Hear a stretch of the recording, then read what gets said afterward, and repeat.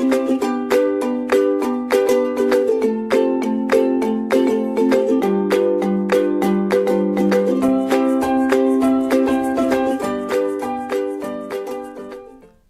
and welcome to this lecture in marketing management. In this lecture, we are going to talk about pricing strategies, and because there are so many pricing strategies, so this lecture has been divided into two parts. So, we are covering the part 1 of pricing strategies, wherein we are going to discuss the concept of pricing as well as we are going to look into some pricing strategies also. So, in the slides to come, I will take you through the concepts of pricing and pricing strategies and give you some relevant examples through which we will try to understand the concepts. So, let me just change the slide and begin the lecture. So, we have talked about price and pricing. So, to give a quick recap, let me define price and let me also define pricing once again, and then we will come to the current slide. In the last slide, we talked about price. Now, price was the amount of money which the consumer was willing to pay in order to acquire the product or the service. So, price was about the amount of money that the company fixes and the consumers pays in order to take that product or the service. Pricing was the process of deciding the price. So, pricing is the pricing through which the prices are decided, and we had also discussed that pricing was a complex process. It was not easy. Pricing involved market research, pricing involved consumer interaction, pricing involved complex calculations, and only after this a company is able to decide the price of the product. Now, here it is also mentioned, the first point says that setting prices of products can be tough.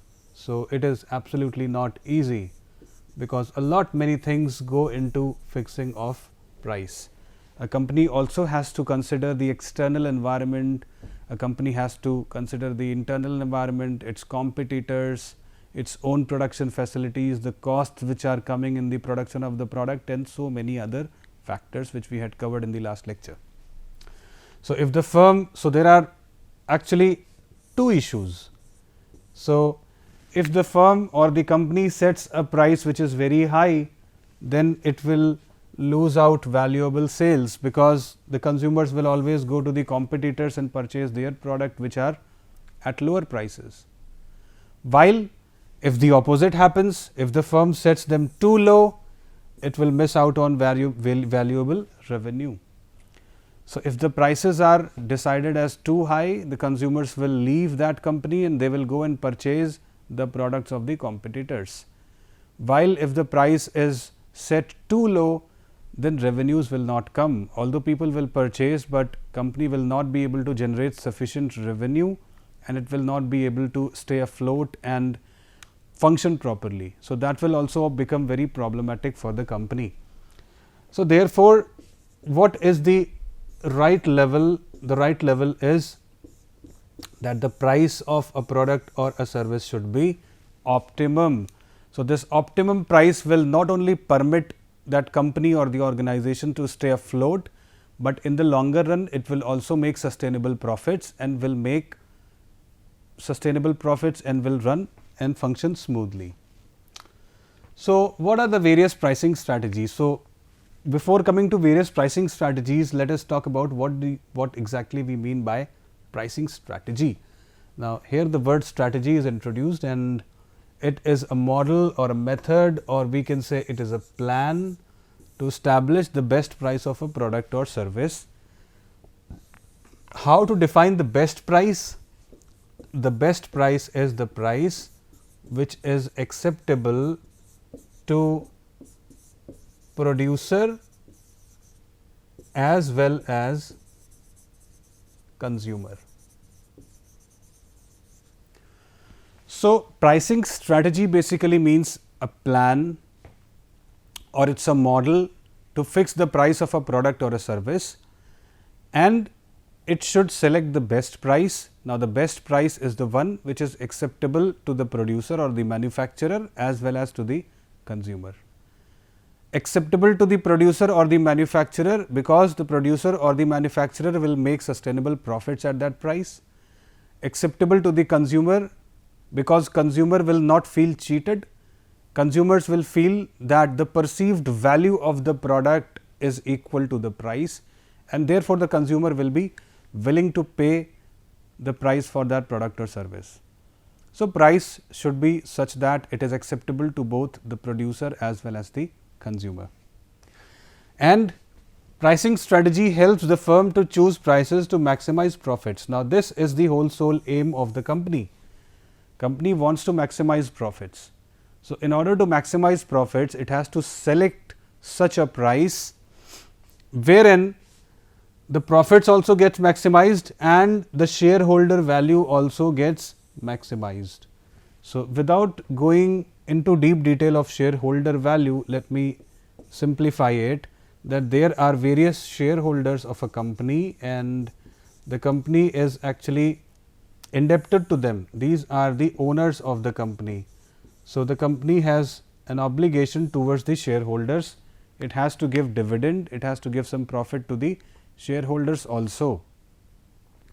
So, the profit should be such that the company is able to maximize the profits from the prices as well as it is able to satisfy the shareholders and give them some part of the profits called dividend. So, the shareholder value as well as the profit should be maximized and such should be the price. So, this slide is actually talking about pricing strategy as a model or a method of price fixation. Now, moving to the next slide. So, there are different types of pricing strategies and the question that arises here is that why there are so many types of pricing strategies. So, the answer lies in these points. Now, pricing strategy takes into account many of the business factors.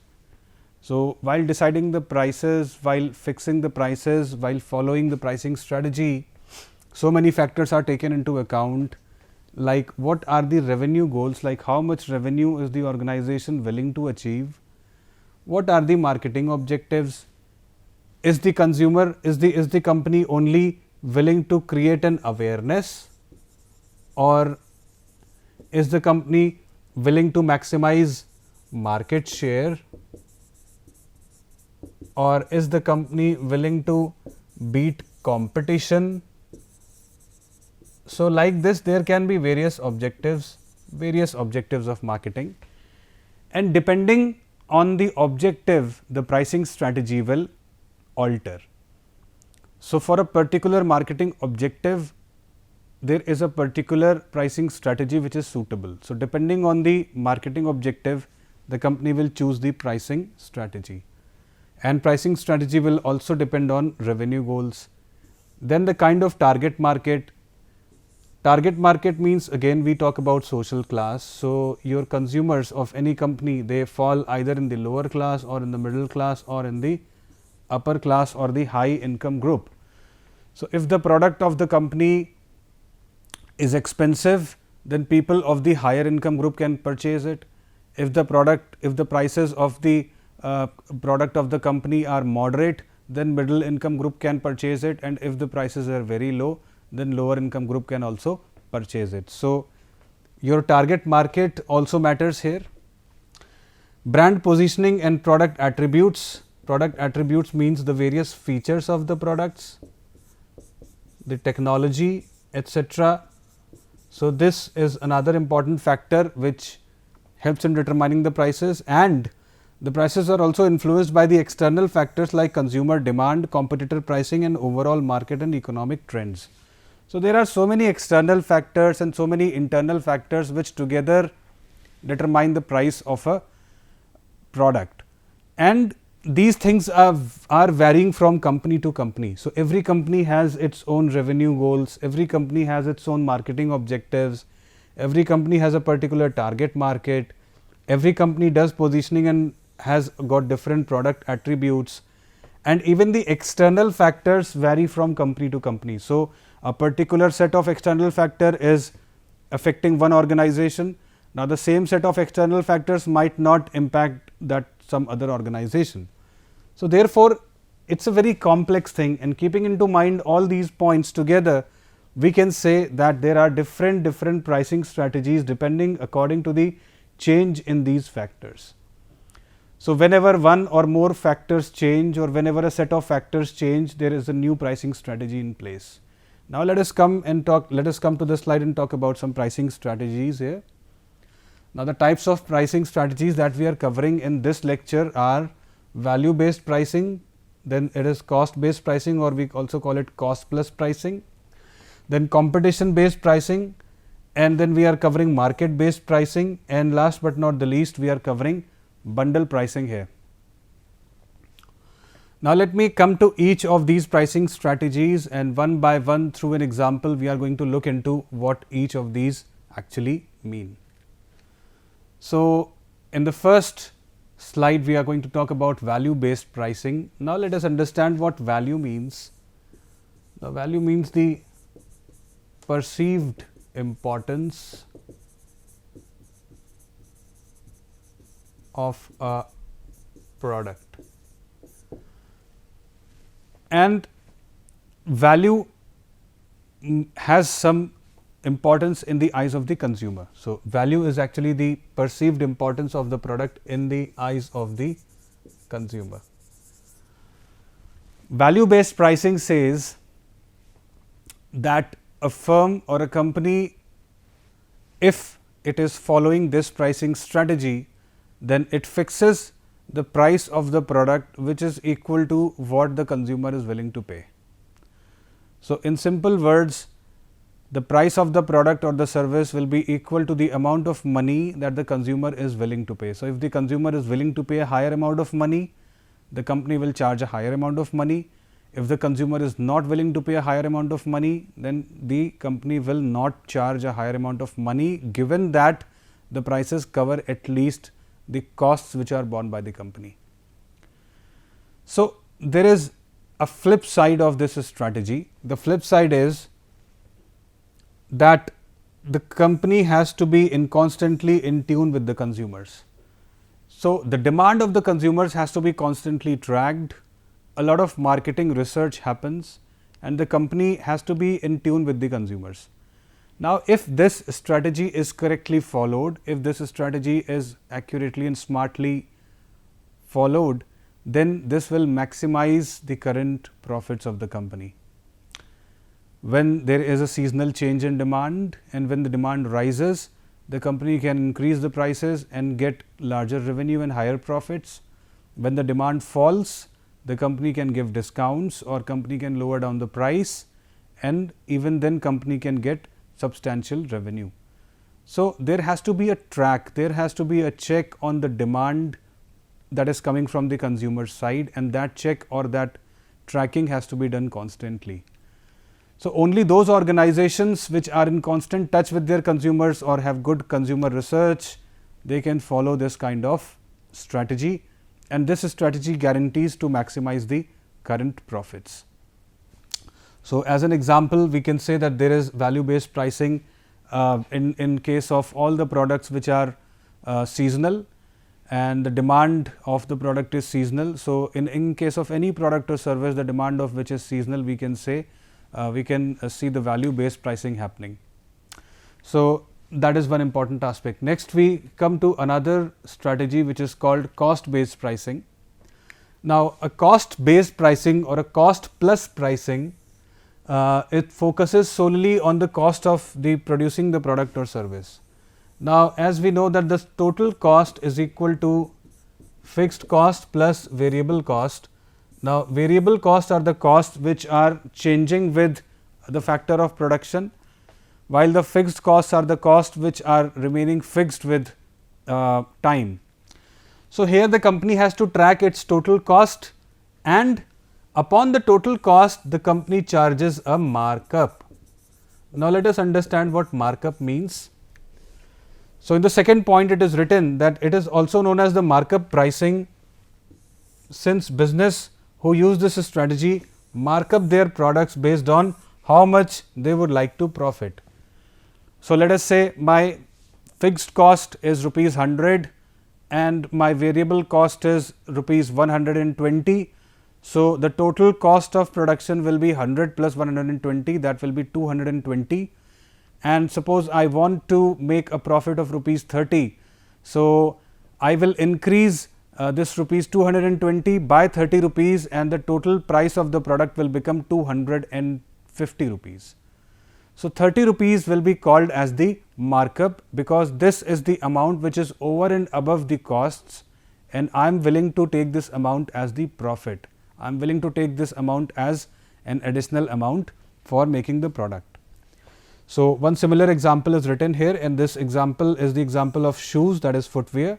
So, the shoes are costing $25 to make. So, this is the total manufacturing cost, and this total manufacturing cost actually includes the fixed cost as well as the variable cost, and over and above this the firm wants to make a profit of $25. So, $25 is the total manufacturing cost or total production cost, and over and above the firm wants to make a profit of $25. So, therefore, they have set a markup. So, the total price of that pair of shoe will be equal to $25 plus $25, that is $50, which is a markup of 100%. Markup of 100% means the total cost involved was 25%, $25. 100% of $25 is $25, and which was added to this cost as a markup, and therefore, the total price became $50. So, this is how we define the markup pricing, or what we call the cost based pricing, in which nothing else but the total cost of production is taken into account. Now, next we are talking about competition based pricing. So, let me just read out the first point.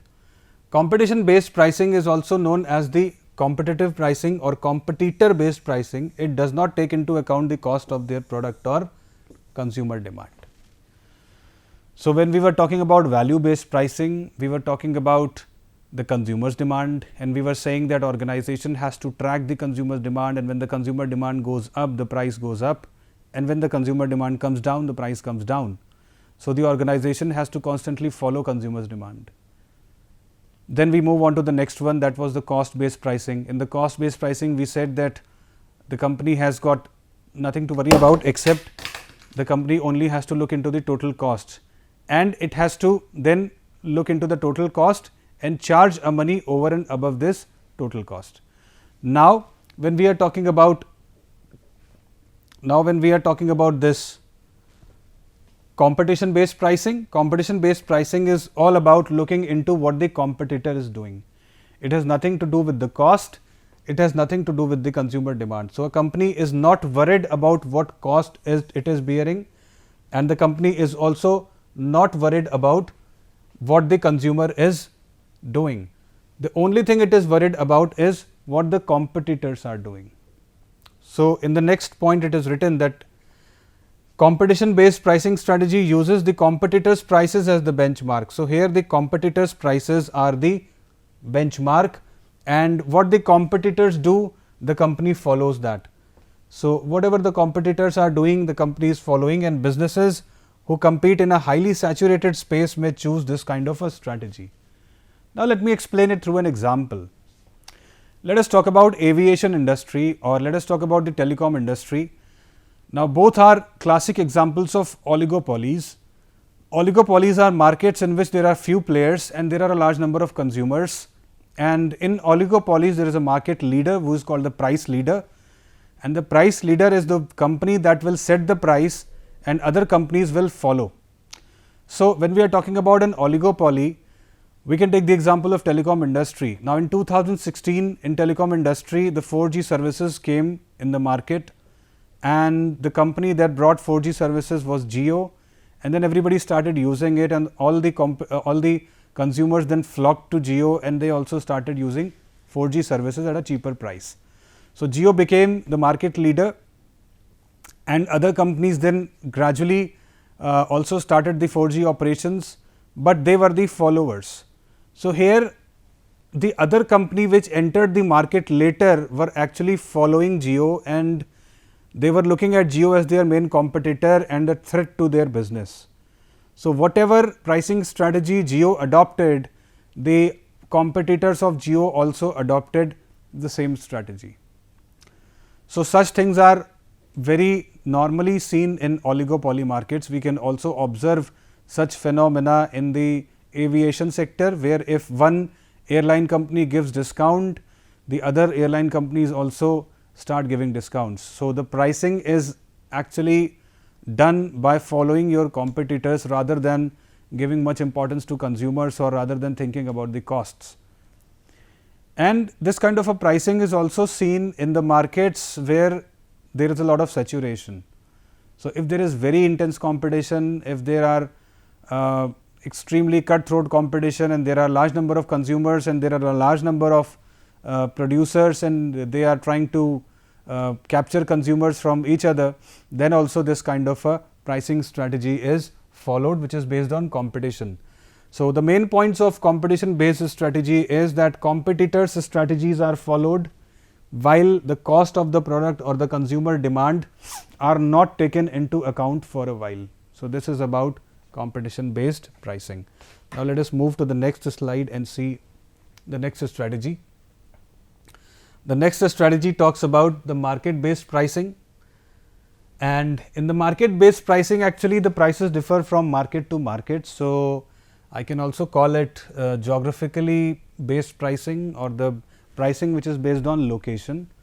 So, let me read out the first point. The first point says that market based pricing is when products or services are priced differently depending on geographical locations or markets. So, I can give some example that suppose there is a product which is being sold in country A and the same product is sold in country B. Now, in country A the taxes on the product are very high, while in country B the taxes on the product are relatively low. So, we will observe that the price of the product in country A will be higher, while the price of the same product in country B will be lower. So, therefore, the same product will be differently priced in the two countries. We also observe this phenomena when a product is sold in different spaces, such as when a product is sold in the offline space and when the same product is sold in the offline online space. So, it is generally seen that when the product is sold in the online space or over a website or an app, then the consumers are charged lesser price, and when the same product is sold in the offline space or on a retail store, the prices of the product go up. So, this is an example of market based pricing where different locations or different markets the product is charged differently. So, let me read out the second point and try to understand what this actually means. So, this strategy may be useful if a consumer from another country is making a purchase or if there are disparities in factors like the economy or the wages. Differences in the price in the offline online market can also be taken as example. So, suppose there is a product, let us say a product, conspicuous consumption product such as gold and these diamonds. So, because in South Africa the gold and the diamond is available in large quantity and there are gold mines and diamond mines. So, gold and diamond are available at a lower price and in such African countries as compared to India, where these are brought from Africa and then sold. So, the same gold which will cost some X amount of rupees in India, it will cost a lower, it will actually be charged a lower price in Africa. So, this is a market based pricing. This is an example of market based pricing. Moving on to the next strategy of pricing. Here we talk about the bundle pricing. Now, let me explain what bundle pricing is. So, we can read out the first point. A bundle pricing strategy is when the firm offers or bundle two or more products together. So, in this two or more complementary products or services are merged together and a packet or a bundle is formed or a combination is formed, and then the company is interested in selling this bundle or the company is selling this kind of a package. So, this is called bundle pricing. So, for example, let us say for the same brand one soap and one cream and one more product, product A, product B, product C. So, product A is, let us say, priced at rupees 20, the product B is priced at rupees 30 and product C is priced at rupees 20. So, 20, 30 and 20 will make rupees 70. So, when the bundle of these products is formed, So that in that bundle, these are the 3 products. Now, the bundle is priced at, let us say, rupees 65, or we can say rupees 60. So, there is a profit, there is an incentive for the consumer to purchase the bundle, because when the consumer will purchase the bundle, the consumer will be benefited by rupees 10, because if individual products are purchased, then the consumer will have to pay rupees 70, while when the entire bundle is purchased, the consumer will have to pay rupees 60 only. So, the consumer will be in benefit of rupees 10, and the perceived value will increase by rupees 10, while the organization or the producer will also be benefited, because simultaneously not 1, not 2, but 3 products will be sold.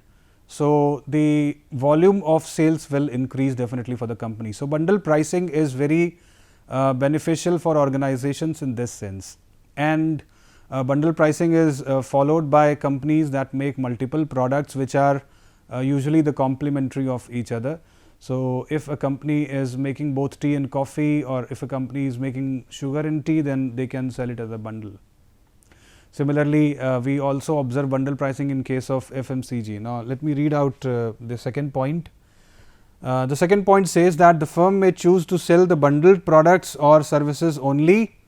So, the company can decide whether it has to sell it as a bundle only, or it can sell the products as components of the bundles and individual products. So, the decision has to be taken by the organization whether it has to sell the complete bundle to the consumer, or whether it has to sell the products individually also. Like out of the bundle, if the consumer asks for a particular product, then whether or not the organization will be able to sell that product to the consumer is something to be decided. So, that is about bundle pricing, and as we have discussed that it is very beneficial for the company to do bundle pricing, and it is done by the companies which actually produce more than one products which are complementary in usage. So, this was about bundle pricing, and in reality also, if we visit retail stores and if we visit online stores, then we find that there is a bundle of deodorant and talcum powder, then there is a bundle of some computer peripherals. You can have a keyboard and the mouse together.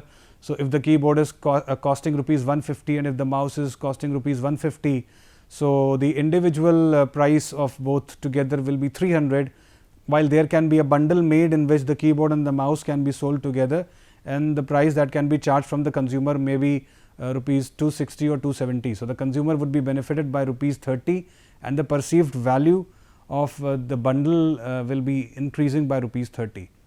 So, that was about bundle pricing. Now, before I wind up this lecture and before I come to the end of this lecture, let me take you through the recap of what we have covered in this lecture so far. So, we started with the slide that pricing can be tricky. Pricing can be tricky because if the firm sets a very high price, it will lose consumers, while if the firm sets a very low price, it will lose revenue. Then we talked about what pricing strategy is actually.